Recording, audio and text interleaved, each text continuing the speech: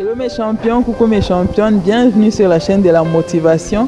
Ici on parle de tout ce qui nous aide à booster notre motivation et améliorer notre vie dans tous les domaines. Nous voici encore parmi vous comme promis. Maman Esther, bienvenue. Merci. Nous venons pour la suite du sujet par rapport à la gestion de l'argent au sein du couple. Maman Esther, où est-ce qu'on en était ce jour-là? Est-ce que tu peux nous rappeler? Merci bien. La fois passée, on était en train de parler sur comment gérer de l'argent au sein d'un couple et selon différents points de vue, on se disait que la gestion par rapport à qui peut gérer l'argent, ça dépend d'un couple à un autre.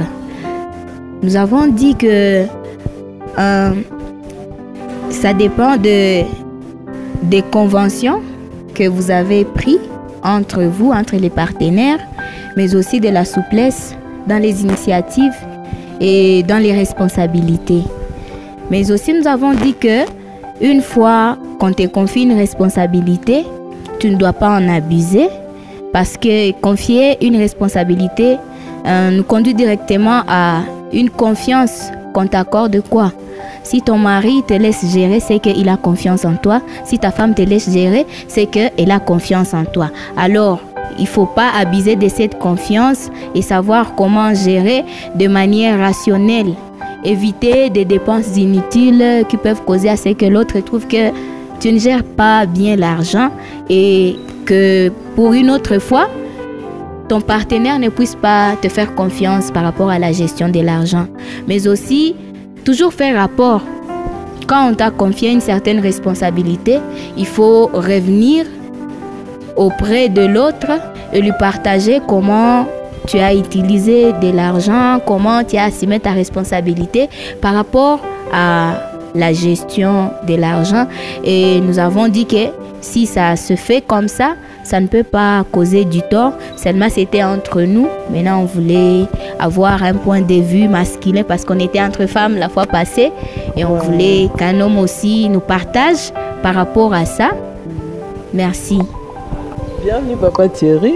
Comme vous voyez, nous avons un autre visiteur parmi nous. La fois dernière, nous avons dit que nous allons écouter la vie des hommes aussi par rapport à ces sujets. Maintenant, nous allons inviter Papa Thierry à nous parler par rapport à ce que nous venons de discuter avec Maman Esther. Qu'est-ce que tu en penses, Papa Thierry?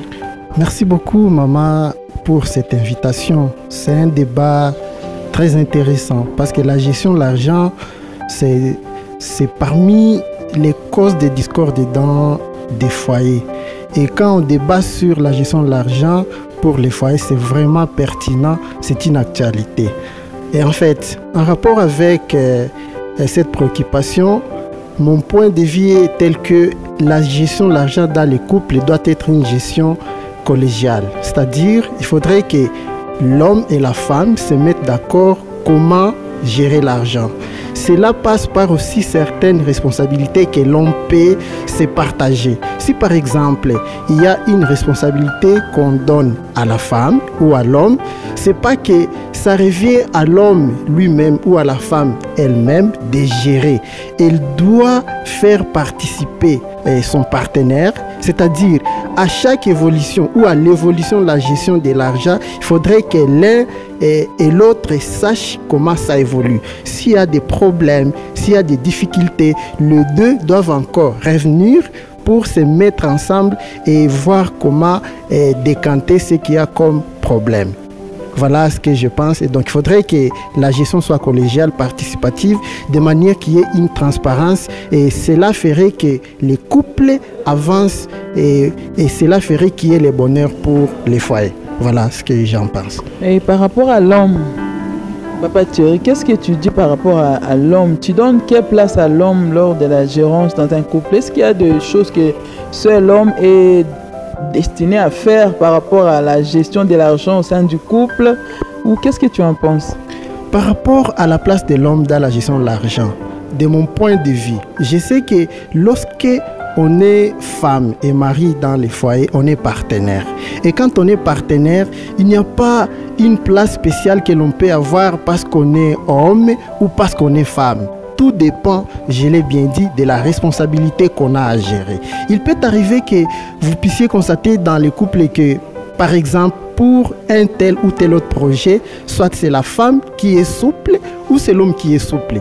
Et là, vous donnez la responsabilité à celui ou à celle que vous trouvez qu'il est en mesure. Il en a les capacités, il en a les compétences. Comme Maman Esther l'avait invoqué tout dans à fait, la vidéo tout à passée. fait. Et là, vraiment raison. C'est pas parce qu'on est homme et qu'on est appelé à gérer tel ou tel autre projet que la femme ne peut pas gérer. Ça, je ne suis pas d'accord. On peut gérer tel ou tel autre projet selon qu'on est disponible, on est compétent et on est capable de réaliser ces projets-là. Par rapport à Maman Esther, qu'est-ce que tu peux ajouter encore par rapport à ce que Papa Thierry vient de nous dire? Merci. Moi, je pense qu'il vient de rejoindre mon point de vue de la fois passée. Je disais toujours que ça dépend de la souplesse de tout un chacun à exécuter tel ou tel autre projet. Effectivement. Papa Thierry, quel conseil tu peux donner d'abord par rapport aux hommes? Il y a une question qui m'a été posée. L'homme qui a un peu de rigueur par rapport à la gestion de l'argent au sein du couple. La femme travaille, l'homme aussi travaille et ils mettent l'argent ensemble. Mais lorsque l'argent est déjà ensemble, l'homme considère comme si c'est lui qui doit maintenant gérer quoi. La femme n'a plus droit à exprimer ses idées, elle est limitée. Qu'est-ce que tu peux dire aux hommes aux femmes qui ont le même problème, ou bien quel conseil donner aux hommes qui font cela? Je pense que s'il y a des hommes qui font cela, qui croient que quand il y a l'argent à la maison, la dernière décision leur revient, c'est une aberration. Parce que lorsqu'on est en couple, il y a la femme qui travaille, elle a apporté sa part, il y a l'homme qui travaille, il apporte sa part. On apporte toutes ces parts pour que l'on puisse décider de la planification, et la femme doit participer, la femme doit contribuer avec ses idées, la femme peut avoir des bons conseils à donner à son mari. Et d'ailleurs, il y a un adage qui dit que derrière un homme fort se cache une femme forte. Et donc, si l'on considère, si l'on met en valeur aussi la force de la femme, même dans la gestion de l'argent, ça peut apporter de bons fruits. Waouh! Wow. Merci Papa beaucoup, Thierry. Papa Thierry. Je vous en prie. Enchanté. Je ne sais pas si Maman Esther a quelque chose à ajouter. Ça me réjouit l'intervention de Papa Thierry. C'est vraiment une très bonne intervention. Oui. Parce que je crois que quand on est partenaire, on est appelé à travailler ensemble. Et les partenaires doivent collaborer, doivent planifier tout ensemble. Et c'est quand il y a même la collaboration qu'il y a la transparence. On n'aura pas de doute. Si des fois on peut connaître des manques de confiance, c'est parce qu'il y a des choses on ne veut pas se parler clairement. Il faut qu'on soit clair, même dans la gestion de l'argent. Oui, c'est vrai. Oui.